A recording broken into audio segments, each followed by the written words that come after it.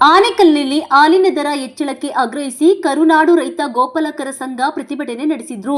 ಹಾಲಿನ ಖರೀದಿ ದರವನ್ನು ಲೀಟರ್ಗೆ 35 ರೂಪಾಯಿಯಿಂದ 50 ರೂಪಾಯಿವರೆಗೆ ಹೆಚ್ಚಿಸಬೇಕು ಹಾಗೂ ಕೆಎಂಎಫ್ ಪಶು ಆಹಾರದ ದರ ಇಳಿಸಬೇಕು ಎಂದು ಒತ್ತಾಯಿಸಿ ರೈತರು ತಾಲೂಕು ಕಚೇರಿ ಮುಂಭಾಗ ತಲೆ ಮೇಲೆ ಹಾಲು ಸುರಿದುಕೊಂಡು ಆಕ್ರೋಶ ವ್ಯಕ್ತಪಡಿಸಿದ್ರು.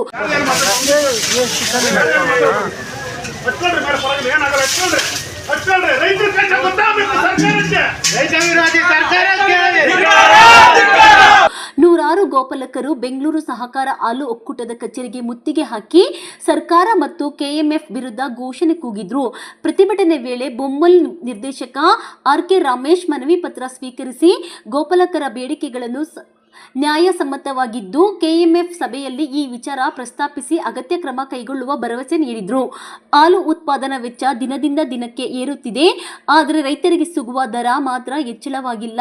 ಇದರಿಂದ ಗೋಪಾಲಕರು ಸಂಕಷ್ಟಕ್ಕೆ ಸಿಲುಕಿದ್ದಾರೆ ಎಂದು ಪ್ರತಿಭಟನಾಕಾರರು ಅಸಮಾಧಾನ ಹೊರಹಾಕಿದ್ರು. ಬೊಮ್ಮಲ್ ಕಚೇರಿಯಿಂದ ತಾಲೂಕು ಕಚೇರಿವರೆಗೆ ಪ್ರತಿಭಟನಾ ಜಾಥಾ ನಡೆಸಿದ ರೈತರು ತಹಸೀಲ್ದಾರ್ಗೆ ಮನವಿ ಸಲ್ಲಿಸಿದರು. ಇದೇ ವೇಳೆ ಇಂದು ಹಾಲು ಸುರಿದು ಪ್ರತಿಭಟನೆ ಮಾಡಿದ್ದೇವೆ. ಮುಂದಿನ 15 ದಿನದೊಳಗೆ ಹಾಲಿನ ದರ ಹೆಚ್ಚಿಸದಿದ್ದರೆ ಕೆಎಂಎಫ್ ಕೇಂದ್ರ ಕಚೇರಿ ಎದುರು ಉಪವಾಸ ಸತ್ಯಾಗ್ರಹ ಹಮ್ಮಿಕೊಳ್ಳಲಾಗುವುದು ಎಂದು ಕರುನಾಡು ಗೋಪಾಲಕರ ಸಂಘದ ರಾಜ್ಯಾಧ್ಯಕ್ಷ ಎಸ್ ಮುನಿರಾಜು ಎಚ್ಚರಿಕೆ ನೀಡಿದರು. ಪ್ರತಿಭಟನೆಯಲ್ಲಿ ಸಂಘದ ಉಪಾಧ್ಯಕ್ಷ ಮುರುಗೇಶ್, ಕಾರ್ಯದರ್ಶಿ ವೆಂಕಟೇಶ್, ಶ್ರೀನಿವಾಸ್, ಚಿಕ್ಕಣ್ಣ, ನಾರಾಯಣಪ್ಪ, ಮುನಿರಾಜು, ಹರ್ಷ, ಅಮರನಾಥ್, ಮುನಿವೆಂಕಟಪ್ಪ, ರಮೇಶ್ ರೆಡ್ಡಿ, ತಾಲೂಕು ಘಟಕದ ಅಧ್ಯಕ್ಷ ದಿಲೀಪ್ ಗೌಡ, ಗೌರವಾಧ್ಯಕ್ಷ ನಾಗಪ್ಪ, ದರ್ಶನ್, ಪ್ರವೀಣ್, ಮನೋಜ್, ಲಕ್ಷ್ಮಣ್, ಅಶೋಕಣ್ಣ, ಅಭಿಜೋಗಿ, ಅಳಲಪ್ಪ ಸೇರಿದಂತೆ ಅನೇಕ ರೈತರು ಭಾಗವಹಿಸಿದರು.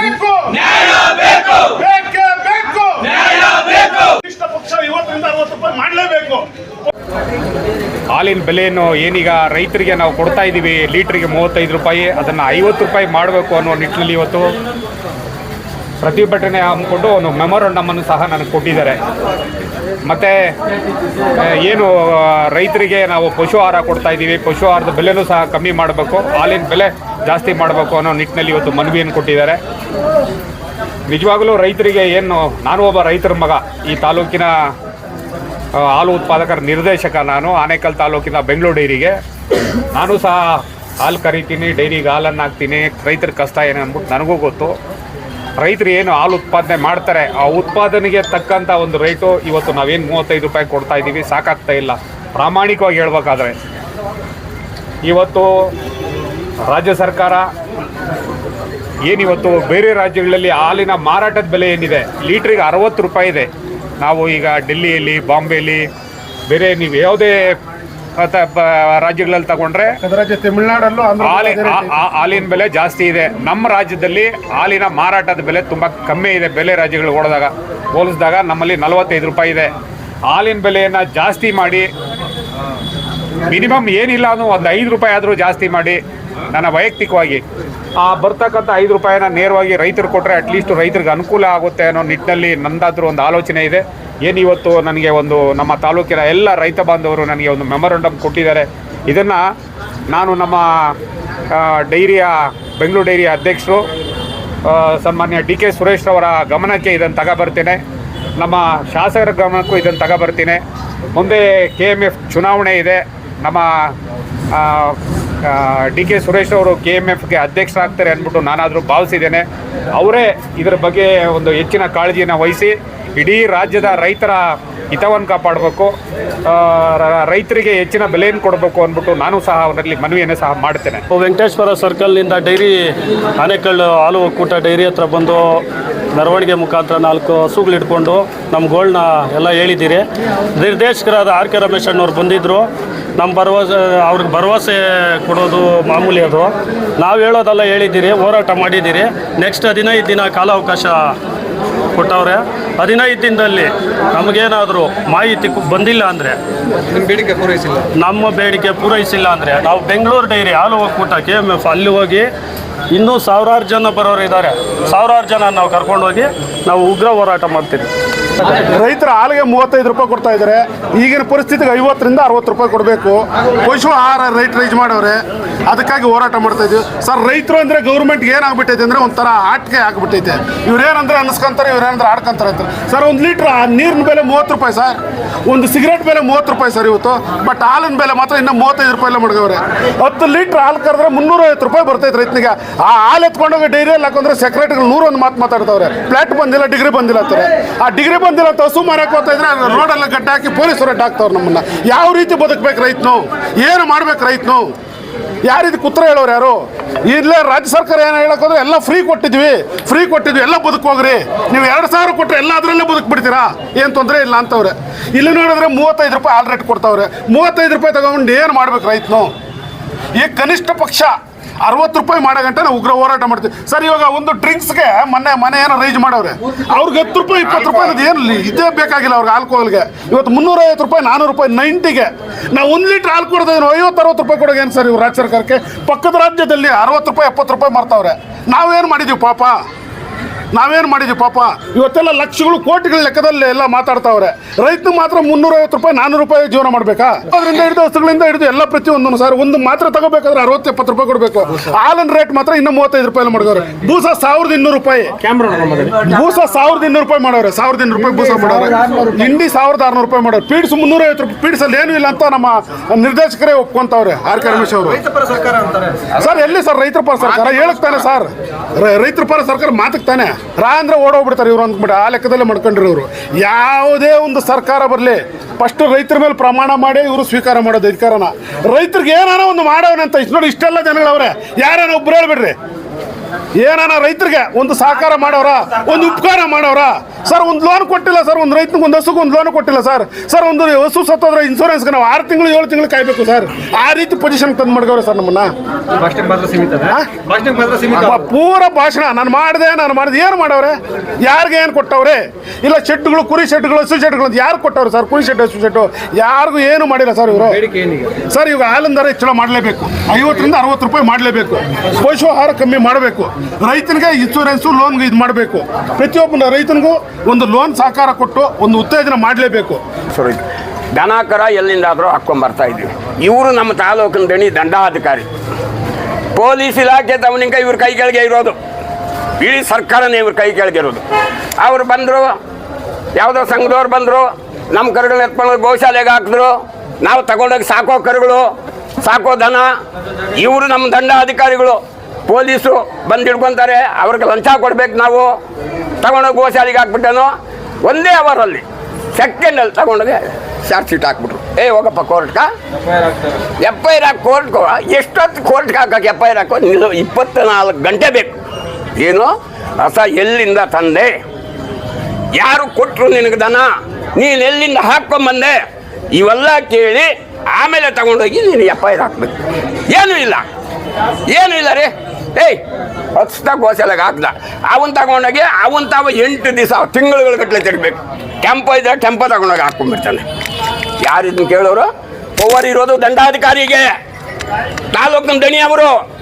ಏನಾದರೂ ಮಾಡ್ಬೋದು. ಅವ್ರ ಕೈ ಕೆಳಗೆ ಇರೋದು ಪೊಲೀಸ್ ಸಿಬ್ಬಂದಿಗಳು, ಅವ್ರ ಕೈ ಕೆಳಗೆ ಇರೋದು. ಅವ್ರ ಗಂಧೆತ್ ಬೇಡ ಎತ್ತೋದಿಲ್ಲ ಇವರು. ರೈತರಿಗೆ ತೊಂದರೆ ಕೊಡ್ತಾರೆ, ರೈತರಿಗೆ ವಿಪರೀತ ತೊಂದರೆ ಕೊಡ್ತಾವ್ರೆ. ಇದನ್ನ ಕೇಳೋರು ಯಾರವ್ರೆ? ಇವತ್ತೊಂದು ಹಾಲಿನ ರೇಟ್ಗೆ ಮತ್ತೆ ಬೂಸ ಹಿಂಡಿ ರೇಟ್ ಜಾಸ್ತಿ ಆಗಿದೆ ಅನ್ನೋದು ಕಾರಣಕ್ಕಾಗಿ ಹಮ್ಮಿಕೊಂಡಿದ್ದೀರಿ. ಇದು ಯಾವ ರೀತಿ ಅಂದರೆ, ಈಗ ಮಕ್ಕಳು ಮತ್ತು ಬಾಣಂತಿಗಳು ಇವ್ರಿಗೆ ಸಾರಾಯಿ ಕೊಡಲ್ಲ ಯಾರೂ. ಯಾಕಂದರೆ 300, 400, 500 ರೂಪಾಯಿ ಪ್ರತಿಯೊಬ್ಬರು ನಾವು ಸೇವನೆ ಮಾಡಬೇಕಾಗಿರೋದು ಗೋವಿನ ಹಾಲು. ಯಾಕಂದರೆ ಅಮೃತ ಅದು. ಒಂದು ಇದಕ್ಕೆ ಇರ್ಬೋದು, ಏನೋ ಒಂದು ಪೂಜೆಗೆ ಇರ್ಬೋದು, ಪುನಸ್ಕಾರಕ್ಕೆ ಇರ್ಬೋದು. ಇವತ್ತು ನಮ್ಮ DC ಅವರೇ ಇರ್ಬೋದು, AC ಅವರೇ ಇರ್ಬೋದು, ನಮ್ಮ ದಂಡಾಧಿಕಾರಿ ತಹಸೀಲ್ದಾರರು ಇರ್ಬೋದು, ಇಲ್ಲ ಅವ್ರ ಮಕ್ಕಳು ಮರಿ ಇರ್ಬೋದು, ಪ್ರತಿಯೊಬ್ಬರಿಗೂ ಹಾಲು ಬೇಕೇ ಬೇಕು. ಯಾಕಂದರೆ ಕೋವಿಡ್ ಇರ್ಬೋದು, ಇನ್ನೊಂದು ಇರ್ಬೋದು, ಆ ಟೈಮಲ್ಲಿ ಎಲ್ಲ ಬ್ಯಾನ್ ಮಾಡ್ತಾರೆ. ಹಾಲನ್ನ ಯಾರೂ ಬ್ಯಾನ್ ಮಾಡಲ್ಲ. ಯಾಕಂದರೆ ಅವ್ರ ಮಕ್ಕಳು ಮರಿಗಳು ಉಳಿಬೇಕಂದ್ರೆ ಹಾಲು ಬೇಕೇ ಬೇಕು. ಇವತ್ತು ಅಂಥ ಹಾಲಿಗೆ ಬೆಲೆ ಇಲ್ಲ. 1 ಲೀಟ್ರ್ ನೀರಿಗೆ ನಾವು ಸ್ಟ್ಯಾಂಡರ್ಡ್ ನೀರು ತಗೊಬೇಕಂದ್ರೆ 20ರಿಂದ 30 ರೂಪಾಯಿ ಕೊಡ್ತೀರಿ. ಅದೇ 1 ಲೀಟ್ರ್ ಹಾಲಿಗೆ ಎಷ್ಟು ಕೊಡ್ತಾವ್ರೆ ಅವರು? 30 ರೂಪಾಯಿ ಕೊಡ್ತಾರೆ. ಯಾವ ರೀತಿ 30 ರೂಪಾಯಿ ಕೊಡ್ತಾರೆ ಅಂದರೆ, ಇವಾಗ ಬೇಸಿಗೆ ಫ್ಲಾಟ್ ಬರಲ್ಲ, ನೀರು ಹಾಕಲ್ಲ, ಏನಿಲ್ಲ. ಫ್ಲಾಟ್ ಬಂದಿಲ್ಲ ಅಂದರೆ 3.5 ಬಂದಿಲ್ಲ ಅಂದರೆ 29 ರೂಪಾಯಿನಿಂದ 35 ರೂಪಾಯಿವರೆಗೂ ರೇಟ್ ಫಿಕ್ಸ್ ಮಾಡ್ತಾರೆ. 3.5 ಬಂದರೆ ನಮಗೆ 35 ರೂಪಾಯಿ ಫೈನಲ್ ಮಾಡಿ ಆವಾಗ ಅನುದಾನ ಅಂತ ಕೊಡ್ತಾರೆ 5 ರೂಪಾಯಿ. ಆ ಅನುದಾನನೂ 6 ತಿಂಗಳಾಗಿದೆ, ಇದುವರೆಗೂ ಯಾರಿಗೂ ನಮ್ಮ ರೈತರಿಗೆ ಬಂದಿಲ್ಲ. ಮತ್ತು ಬೂಸ ಒಂದು ವಾರ ಇದ್ದಿದ್ದು ಇನ್ನೊಂದು ವಾರಕ್ಕಿಲ್ಲ, ಯಾಕಂದರೆ 1000 ರೂಪಾಯಿ ಇತ್ತು, ಇವತ್ತು 1730 ರೂಪಾಯಿ ಆಗಿದೆ ಬೂಸ ರೇಟು. ಏನೋ ಒಂದು ಬೂಸ ತಗೊಬೇಕಂದ್ರೆ ಒಂದು ರವೆ ಬೂಸ ಬಂದು 1300 ರೂಪಾಯಿನಿಂದ 1600 ರೂಪಾಯಿವರೆಗೂ ಇದೆ. ಮತ್ತು ನಮ್ಮ ಹಿಂಡಿ ಇರ್ಬೋದು 1100 ರೂಪಾಯಿ ಇತ್ತು, ಇವತ್ತು 1450 ರೂಪಾಯಿ ಹಿಂಡಿ ಆಗಿದೆ.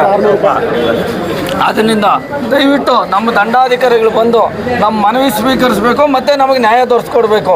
ಇಲ್ಲಾಂದರೆ ನಾವು ಇವತ್ತು ಏನು ರೈತರು ಮತ್ತು ನಮ್ಮ ಗೋಗಳು ಮತ್ತು ಎಲ್ಲ ಬಂದಿದ್ದೀರಾ ಹಾಲು ಸುರ್ಕೊಂಡು ಮೈ ಮೇಲೆ ಪ್ರತಿಭಟನೆ ಜೋರಾಗಿ ಉಗ್ರ ಹೋರಾಟ ಮಾಡಬೇಕಾಗಿ ವಿನಂತಿಸ್ತಾ ಇದ್ದೀವಿ ನಾವು. ಯಾಕಂದರೆ ಇದನ್ನು ಹಿಂಗೆ ಬಿಟ್ಟರೆ ಆಗಲ್ಲ ನಾವು. ಯಾಕಂದರೆ ಇನ್ನು ಮುಂದಿನ ದಿನಗಳಲ್ಲಿ ಹಸುಗಳು ಸಾಕಬೇಕು ಮತ್ತು ಇನ್ನು ದೊಡ್ಡ ಸ್ಥಾನ ಮಾಡಬೇಕು ಅಂದರೆ ಇನ್ನು ಜೀವನದಲ್ಲಿ ಕಷ್ಟ ಇದೆ. ಯಾಕಂದರೆ ಜಮೀನು ಜಟ್ರ ಎಲ್ಲ ಕಿತ್ಕೊಂತವ್ರೆ. ನಾವು ಮೇವು ಬೆಳೆಯೋಕ್ಕಾಗಲ್ಲ. ಮೇವು ಬೆಳೆಯೋಕ್ಕಾಗಿಲ್ಲ ಅಂತ ಅವಾಗ ಏನು ಮಾಡಬೇಕು, ನಾವು ಬೂಸನ್ನೇ ತರಬೇಕು. ಬೂಸ ಪಿಡ್ಸು ಹಿಂಡಿ ಮೇಲೆ ಅವಲಂಬನೆ ಆಗಬೇಕು. ಈ ಥರ ರೇಟ್ ರೈಸ್ ಆದಾಗ ನಮಗೆ ಏನು ಸಿಗ್ತದೆ? ಅಮ್ಮಮ್ಮ ಅಂದರೆ 5 ರೂಪಾಯಿ ಉಳಿಯೋದು ಕಷ್ಟ ಆಗ್ತಾಯಿದೆ ಇವತ್ತೊಂದು ಲೀಟ್ರ್ ಹಾಲಿಗೆ. ಅದರಿಂದ ದಯವಿಟ್ಟು ನಮ್ಮ ದಂಡಾಧಿಕಾರಿಗಳು ಬಂದು ಇದನ್ನು ಮನವಿ ಸ್ವೀಕರಿಸಿ ಇದನ್ನು ಮೇಲ್ವಿಚಾರಕರಿಗೆ ತಿಳಿಸಬೇಕಾಗಿ ನಾವು ಸರ್ಕಾರಕ್ಕೆ ತಿಳಿಸಬೇಕಾಗಿ ನಾವು ಮನವಿ ಮಾಡ್ಕೊತಾ ಇದ್ದೇವೆ. ಇವತ್ತಿನ ದಿನ ಹಾಲಿಗೆ ನೀರಿಗಿಂತ ಕಡಿಮೆ ಹೋಗ್ತಿದೆ. ಇವತ್ತಿನ ದಿನ ಹಾಲಿಗೆ ನೀರಿಗಿಂತ ಕಡಿಮೆ ಹೋಗ್ತಿದ್ದಾರೆ. ಈಗ ನಾವು ಇಷ್ಟು 30 ರೂಪಾಯಿ ಬೀಳ್ತಾ ಇದೆ ಲೀಟ್ರಿಗೆ ಖರ್ಚು. ನಾವು ಅಷ್ಟು ಖರ್ಚು ಮಾಡಿ ತೊಗೊಂಡೋದ್ರೆ ಫ್ಲಾಟ್ ಇಲ್ಲ, ಡಿಗ್ರಿ ಇಲ್ಲ ಅಂದ್ಬಿಟ್ಟು ಅದೊಂದು ಟಾರ್ಚರ್ ಇಡ್ತಾರೆ. ಇಲ್ಲಿ ಫುಡ್ಗಳೆಲ್ಲ ರೇಟ್ ಜಾಸ್ತಿ ಆಗಿದೆ. ಹಾಲ್ ರೇಟ್ ನೋಡಿದ್ರೆ 35 ರೂಪಾಯಿ, ಅದರಲ್ಲೂ ಫ್ಲಾಟ್ ಬರ್ತಾ ಇಲ್ಲ. 3.5 ಬಂದರೆ ಮಾತ್ರ 35 ರೂಪಾಯಿ ಹಾಕ್ಕೊಡ್ತಾರೆ. ಇಲ್ಲ ಅಂದರೆ ಅದಕ್ಕೆ ಬೆಲೆನೇ ಇಲ್ಲ, 20 ರೂಪಾಯಿ 25 ರೂಪಾಯಿ ಥರ ಹಾಕ್ತಾರೆ.